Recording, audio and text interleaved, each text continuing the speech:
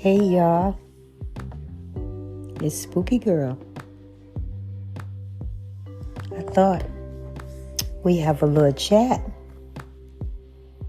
So I was watching some stuff on TV like I usually am. And I guess I start feeling some kind of way. So I got a nice little episode for you guys. I hope you enjoy it and just reminisce. I want to say on the last 10 years and how unpleasant they have been for many of us, especially the children. I know that people are scared to talk about this. But it's coming to an end soon. It's coming to an end soon.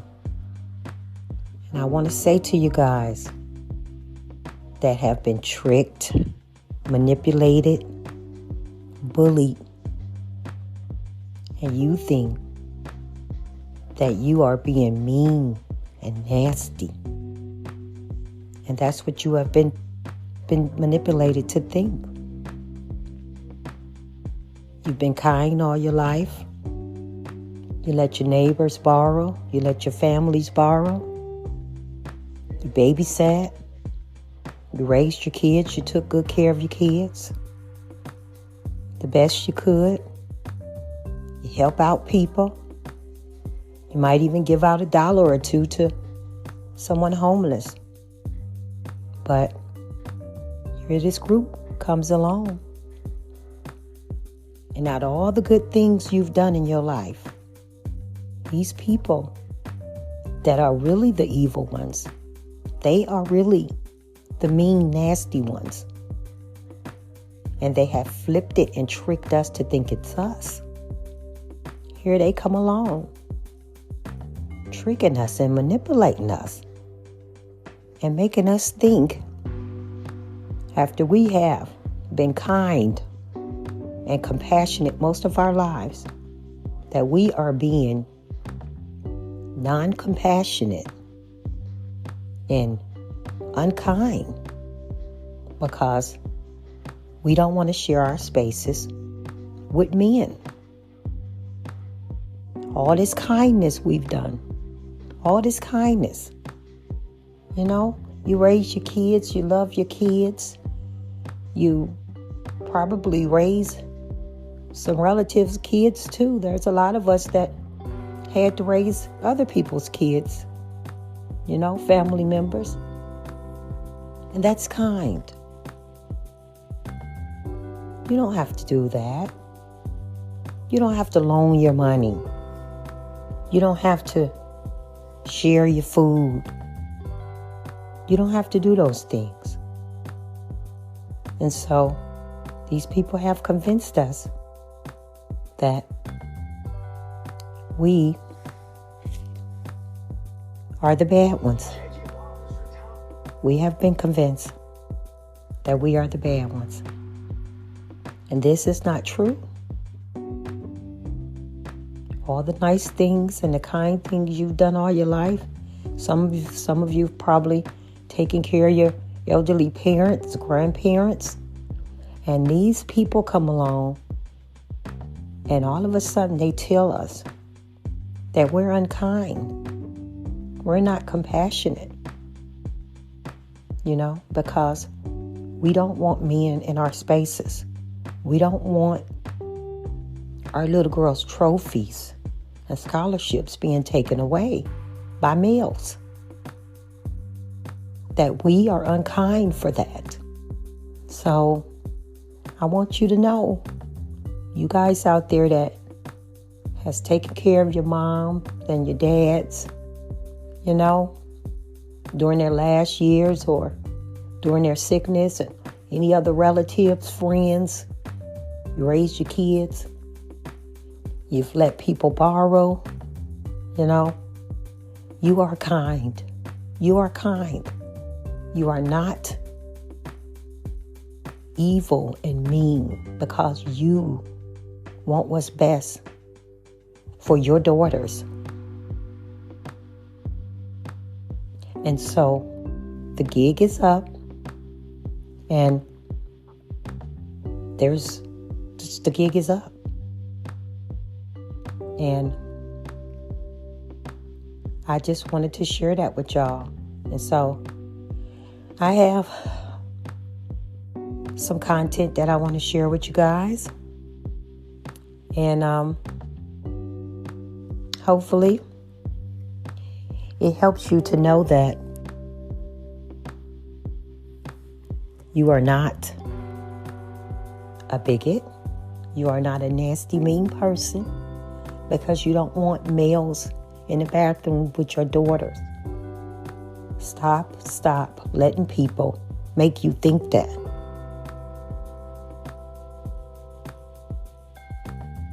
All the nice things and the kind things you've done in your life. These people are bullies. They are nasty. They are mean. They lied. Said, just be kind. We just want to live our lives. We're not bothering anybody. And look where we're at. We can't even have a rape crisis center. Women, we can't have that. They want to come in there. It's misogyny. It's patriot, whatever they call it. That's what it is. We can't have bathrooms. They're in our rape crisis centers. They, you have little girls that have a father at home, maybe a brother or two. They have uncles. They have boy cousins that come over. Have never ever seen their genitals. Never. But they are not asking. Basically, they're telling us. It's no longer asking, which I don't think it really was asking. I think it was always, headed leading to this. This was always the outcome, and they knew it. We just didn't know it. But you have little girls that live at home with their fathers and brothers. They've never seen their genitals. As well, they shouldn't. But they are making us, forcing our little girls to see male genitals. And so I just want you people to know it's coming to an end. It's taken a while because it's not that it's gone too far. It was always gone too far when they started with the kids. I'm a lady. I could take my lumps. I trade places with the kids any day. So when they started with the kids, it had went too far. Now it's just way, it's beyond. And something has to be done. So I understand you guys. You're out there. You're scared to death. You don't want to lose your jobs. You're just scared. And I want you to know. Everby Spooky Girl wants you guys to know that it's okay. You're not a bigot. You're not a mean, nasty, anything. And I want you to be okay. I want you to know you're okay. And there's nothing wrong with not wanting your little girl to be exposed to, male body, a male naked body, and not want your little girl to lose, scholarships and opportunities to males. That does not make you a nasty, evil person. And I want all of you guys to think about when you took care of your elderly parents or your elderly grandparents, when you helped that neighbor out, when you gave that homeless person on the corner a couple of dollars or some change, when you let your friend borrow money, your sister borrow money, your brother borrow money. How is that an unkind person? So, you guys think about that, okay? And I put together a little something for you guys. So, Hold on a minute.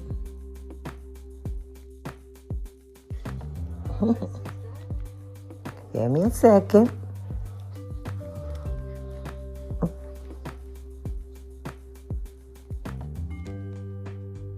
All right.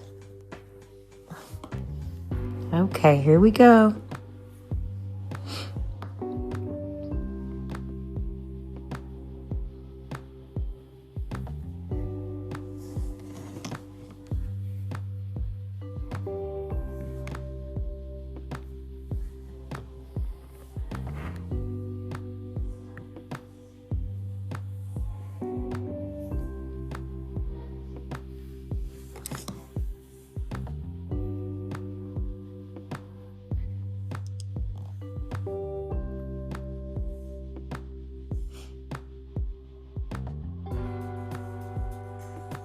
The ideology is actually so bonkers that it's very difficult to get people to believe that they're actually trying to do what they are actually trying to do, right?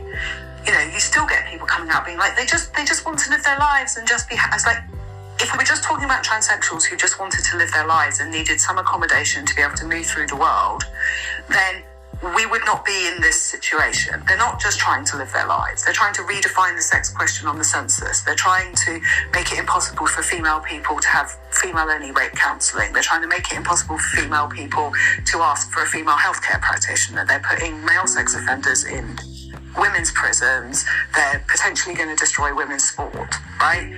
Just for starters, they're pressuring lesbian sexual boundaries. They're sterilising gender non-conforming children. Like, we can go on.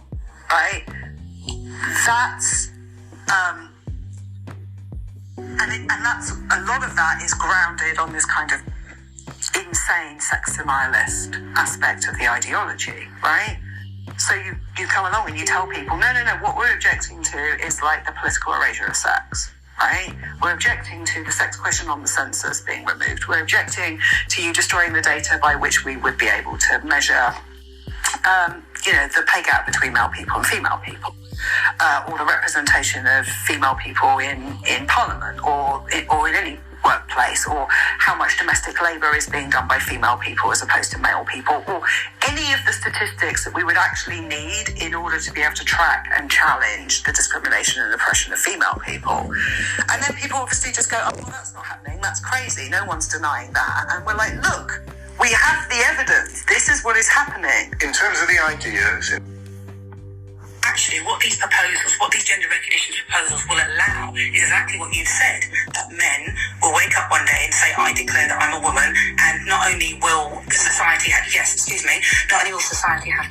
them as women, but if I challenge that person, so if I'm in a female-only changing area and someone comes in who has self-identified as a woman, yet is clearly a man, if I challenge that person, I would be in breach of the law. I was aware that we have almost singularly failed to actually stand up for the values that a university is supposed to stand up for, and do what a university is supposed to do, which is interrogate public discourse. Really, if humanities academics are going to serve any useful function and we don't hold public discourse to account, I'm really not sure what we're doing. No.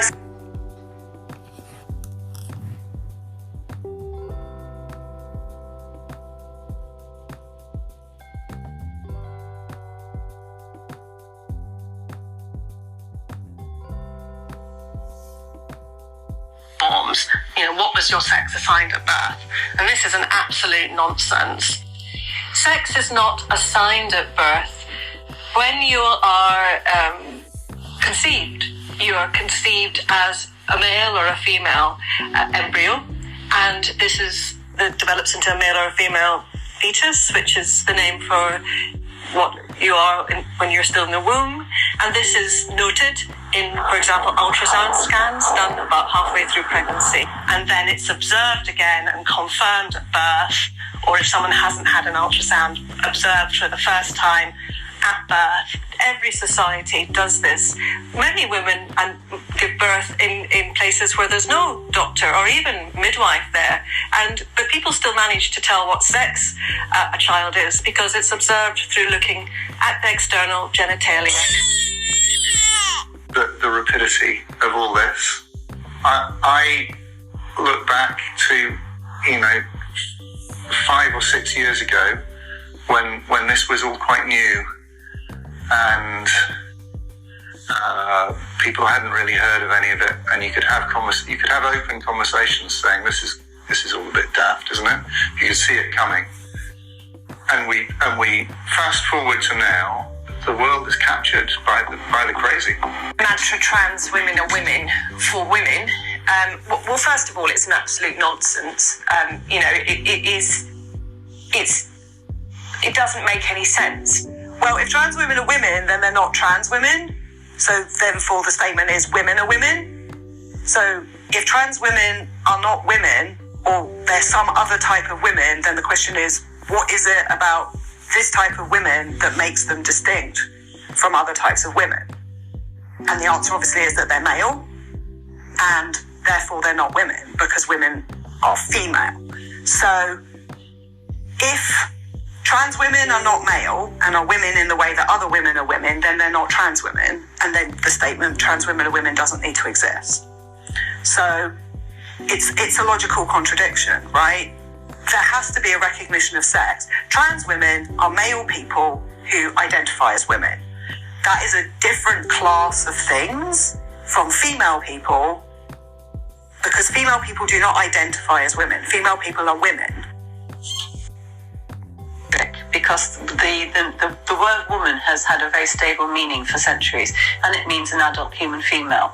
So adding a prefix to it is a way of saying, oh, well, it's not so stable, and it actually has to be split up into different categories, so we need to explain it further.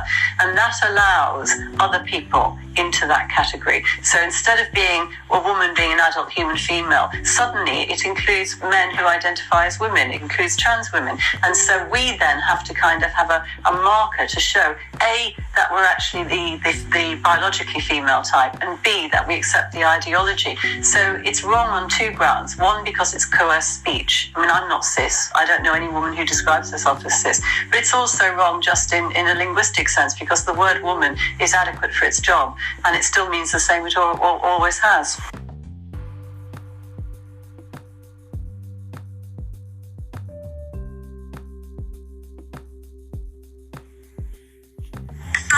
I am here to protect women, girls. My God, why do I have to apologize for that? We spent decades trying to protect women, and you know what? We won. We won. So I will not apologize now or ever for trying to protect my daughters and women in sports. And that's what this hearing was about. Protecting women. So you know what? I am a woman, and let me tell you, hear me roar, because I will not stop protecting women. You want to know why? Because we have rights too. Will not stop protecting women. You want to know why? Because we have rights too. Women have rights too. And our daughters have rights too. Frankly, I am mystified by the Biden administration's shameless failures to protect women's rights. We talk about protecting women's rights like that's such a bad thing, that's so evil to protect women's rights. Have we lost our minds? The Biden administration is weakening Title IX by allowing all males who identify as women to participate in women's sports. Okay, identify as women. How about just be a woman? Why can't I protect my women? Why can't I protect my daughter? Competing against women in sports is just crazy. And this is one of those obvious divides. It is crazy to think it's okay to let guys compete against girls in sports. That is just a given. The whole country knows that. Anyone with common sense understands that. Totalitarianism. But this is where it's going. Stonewall are a very dangerous organization these days. The ideology is actually so bonkers that it's... In terms of the struggle for ideas, the culture war, the craziness over pronouns, I don't think that will last very long. But for this entire generation, the collateral damage is, I think, those kids who are being fast-tracked into it And we can talk about, I think a reckoning will come. I think a reckoning must come. As with thalidomide, as with lobotomies, things which were seen as good things, then people realize they are bad things and then they do something about it. In this case, there is a cultural and political argument about whether or not they're good things and suppressing the evidence. And I think it will be nice to have some of the people, the most aggressive, the most influential people who are in the forefront of reassuring their followers, looking at you, that these things are safe, that there is no damage. I think there should be a reckoning for those people. But, that's not going to help.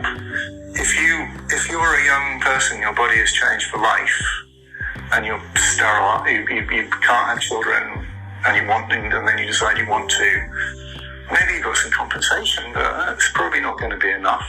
So I think there'll be a forgotten, damaged generation of people, and there's not. And the only thing we can do for them is to shout about it as loud as we can now, before they make those decisions.